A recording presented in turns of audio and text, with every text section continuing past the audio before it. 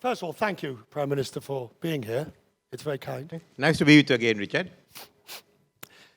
There's various issues that we can look at, but I talked about elephants. So let's start with the elephant in the room.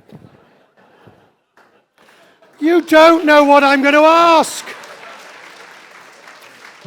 I find it very unwise to applaud before you've heard the line.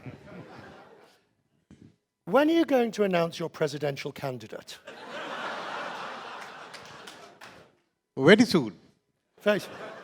Does that mean you're not going to tell me now? No. Why should I? That's the secret. We'll move on. Let us go straight to the... We'll talk over the course of the next 20 minutes or so. We'll talk about the whole area of tourism and government policy and where you see your role. But let's talk a little bit about what did happen. The safety of tourists in this country. You're going to tell me you can guarantee that the country is safe. How can you do that? We've learned from the Easter Sunday explosion. That was a big setback. So now we've ensured that we follow up on all the information that we receive. However difficult it is, we have to act on information, look at it, and then decide whether to discard it. Secondly, is the fact that we are taking a very close look at the ISIS. Until then, we were looking at terrorism in general. We were looking at what was happening in Jaffna, in different parts, but I wouldn't say that we had given priority to ISIS. We are now giving to the extreme elements, not only the ISIS, but there are others also who are on the border lines as far as preaching hate is concerned. I suppose it does beg the difficult question that the situation ever got so bad within government that this security breach could ever happen. That a level of lack of communication and dysfunctionality allowed this to happen. How can you guarantee that that's been repaired? Well, what has come out so far, we also want to know, is the fact that this was discussed from 9th of April. Unfortunately, that's a holiday period. But somehow or other, they didn't go beyond the point. It has stayed with the officials. And it hadn't come up, certainly not to some of us here. It should have done. It should have. They sent out the letters of warning, but the question is, why wasn't there a follow-up? Do you think that there are numerous, and I don't want to dwell on this for too long, believe me, but there are numerous investigations taking place at different levels, parliamentary and so forth. Can you guarantee to me today that the full story, when these reports come out, will be made public in all its glory? Certainly, the Parliamentary Select Committee report will be made public. And now there's also a request by His Eminence the Cardinal for the appointment of a commission. We said, let the Select Committee report be out. And certainly, I wouldn't mind another inquiry into the incident and go into the details which may not have been covered by the earlier one. So you wouldn't object to that? I wouldn't object. I think we should have public inquiries. And I was happy that the Select Committee also made their inquiries public. It was a defining moment for your tourism industry, wasn't it? Which was growing well. What is the lesson do you take from this? The lesson is whatever part of the world, we are facing a new threat.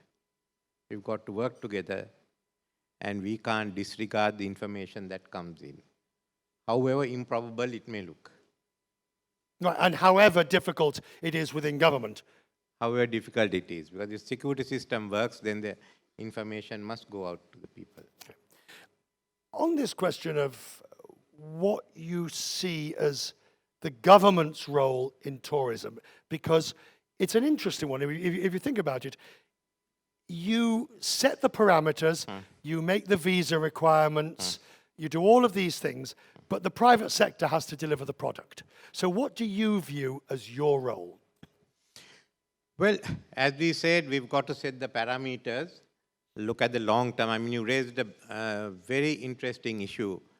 Should it be 5 million in 2 years, or should we plan longer for the infrastructure, build up the experience? Now, those are the key issues with the government and the trade have to work together.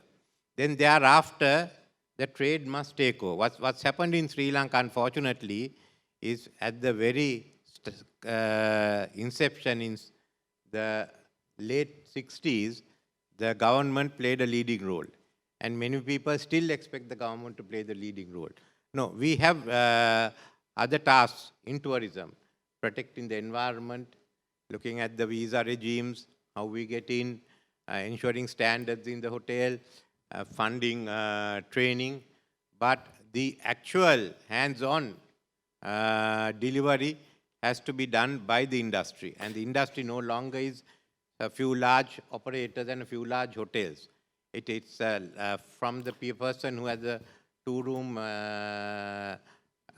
guest house to the one who sells hoppers. They're all in the business. And we've seen that as a result of the Easter explosion. So you think, to some extent, historically, government has been seen as pardon the phrase, the mother of it all, in the sense of it's responsible for all. Yeah, government has been seen. The government also must get out of it and not try to regulate too much. Now that's the point. That's the point, sir. I suggest that government wants it both ways. That what you say is, we can no longer do this. It has to be the private sector. But the private sector is shackled with one hand tied behind its back and a patch over one eye because government still interferes. No, we have to take this off, and we have to have a single window for investments. Clearances must come in quickly, and we should plan. Now, we've done some of the long, for instance, we've worked on some of the regions. So the south, we've identified large resorts. Similarly, we moved in to get the Jaffna airport moving. So there are things that government has been moving on, but I do agree that there are issues that the government must get out of. But Such as? What areas should the government get out of? Well, I think there were too much of restrictions in the building areas. We must have a quick policy, say these areas are for low-rise, these are for high-rise hotels. That's one. The second is the problem they are having with local authorities. Unfortunately, in our constitution, we don't control the local authorities. We may have to bring in some national laws which lays down what are the rates that can be charged. So that I think day-to-day issues come up more with the local authorities than the government. One of the issues, as I've been here and talking to people, one of the issues people tell me about that might be a symbolic of this is the need for a national campaign post the attacks, and it's seemingly taking a long time for the government to approve this. The bureaucracy is getting in the way. It has taken some time. I've been doing some of the pushing, but I have got that. I think the Treasury has agreed. We've got to move the other agencies along. It has taken a long time, too long, I would say. There's now so you agree? I agree. This is why I made the suggestion that we should have 1 or 2 companies, public-private partnerships with the industry having a larger share, and we'll pass the money from the promotions fund straight on to these companies, and then they can go ahead and do the promotion. That seems to be the easy way out for everyone. But then the industry as a whole must put in money and take part in it. You can't leave it to a few people and the others pull out. And that's what's happening, or at least that's there's some too. freeloading going on. You have to, the whole industry must commit itself, and certainly, as far as I'm concerned, the government. But I am not talking of a government-controlled company. It is just you have to have a majority private shares, then you avoid all the ARs and FRs, the financial regulations of the government. So if the private sector is willing, certainly the minister and I and the government are willing. Well, there's a commitment. On this question, though, but what do you see as the role of tourism in the country? Where do you see it within the GDP? And I don't just mean as a number, 5%, 7%, 2%, whatever. I mean, my experience of tourism is that everybody does a good talk, but nobody gives it the resources it deserves or needs. No, we have to provide most resources. We have to recognize tourism as one of the key players in the economy, the need for value addition, which means more experiences, the need for promotion, and we have to ensure that more resources are made available. But it also means that the private sector must also invest more capital, and we have to have foreign investments in tourism if it is to grow big. Is there a, you're describing a virtuous cycle where private sector brings in money, government does proper regulation, so more private sector money comes in, but you're not there yet, are you? No, we've done a lot of the groundwork. We can break through in the next year and a half.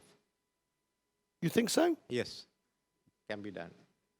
Why are you so optimistic? Because we've identified all the issues, and we need some laws, 1 or 2 major laws which will allow this to take place. Okay.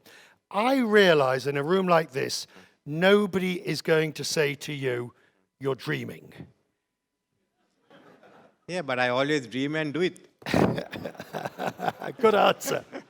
But if, Prime Minister, somebody thinks in this room, he's talking a good talk, but what he's saying bears nothing like the reality, can they contact your office? You can. You can. Not me, you. Yeah. What about infrastructure? Many of them have been in touch with me after the blast. Yes? And we've been adjusting, yeah. I think we all got together and decided we'll get the numbers up before the winter season. I must thank everyone from the industry and many other departments of government who got together. Otherwise, it would not have been possible. And we did some things which couldn't be done earlier, reducing the ground handling charges, removing some of the others. Maybe as Winston Churchill said, crisis is the real opportunity. It is, isn't it? It is. Because you can get things... We acted much faster in a month than I could have done in 6 months' time. We just got everyone together and kept pushing them. And we've had all our major festivals. We had the Candy Perhara and the other Perharas. We've had the Hindu festivals in Jaffna. We've had the Catholic festivals. We've got through all of them without a single incident.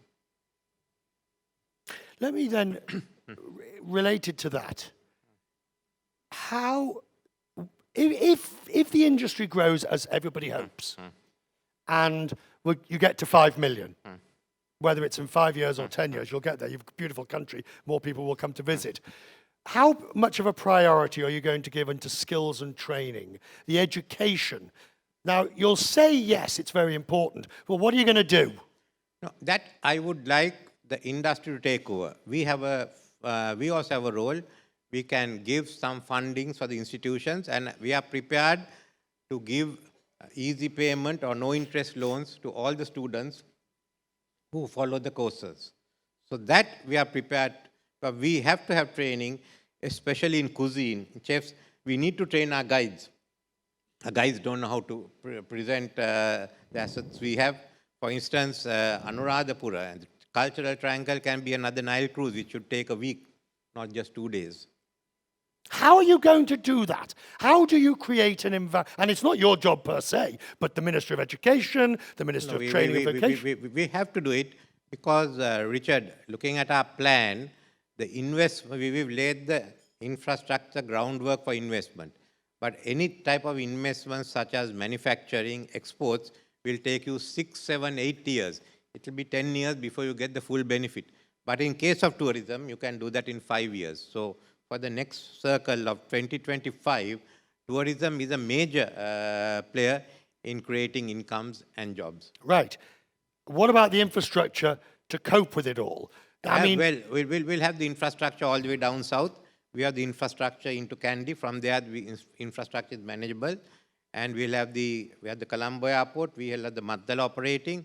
We have Jaffna and Batticaloa. It's a question of having more flights for the other internal airports. But the key places are available, and even the roads to Nuwara have improved. So we can manage in the next 5 years. So you don't think more needs to be spent on infrastructure? We need like water and others. Road infrastructure has come in. Electricity is in place. It's just shortening the time needed for the connections. But water, yes. Disposal of garbage. And we need, it's more time in many other activities for creating the experiences. As the hotels, for one example, as the hotels expand, there won't be enough pianists just to play around. Do you play the piano? I used to. Oh, well, there's a job after politics for you. Fun? Appearing nightly, the former Prime Minister. Yeah, why not?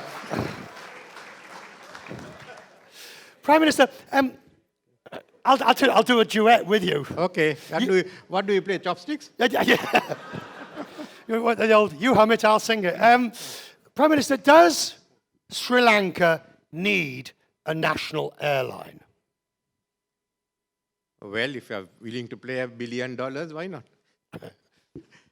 We need a national airline, but we've got to, it doesn't mean the national airline has to be government-owned. That's the first thing. I think we should have private management of the national airlines. All right. And the national airline must focus on a few routes and allow the rest to be brought in. I mean, it was, as someone said, it's between Sri Lanka and Sri Lanka. Which Sri Lanka do you want? All right. But aren't many of Sri Lanka's airlines' problems the result of government interference and meddling? Well, certainly it was a question of government interference, and we have a debt of about $1 billion. We all have to pay that. Well, no, I'm not. Why, Richard, each time you come here and you pay VAT, you're paying a part of it. Oh. I knew you'd get money out of me at some point. As we come to the end here, Prime Minister, the industry is vital. The industry is fundamental to it. Can you assure us today that it is not going to be a political football? It won't be a political football. I think already people have, the industry players at different levels have taken it over. And what I found rather interesting was that after Easter bomb, politicians, irrespective of their parties, were all pressing us, get it moving, get it moving. That was all that mattered. Wherever there were tourist centers like Dambulla, Negombo, it's the same message that came. And for 2 months, Parliament, we had to listen to all that advice the opposition gave us as to how the tourist industry could start moving. And you're going to do it? We'd done it by the time they were talking. Finally. Are you sure you won't tell me who the presidential candidate will be? You know, Richard, I'm a bit frightened because every politician wants the top job and all of them have got frightened and they say, oh, all 225 must be thrown out. Thank you very much, Prime Minister. Thank you.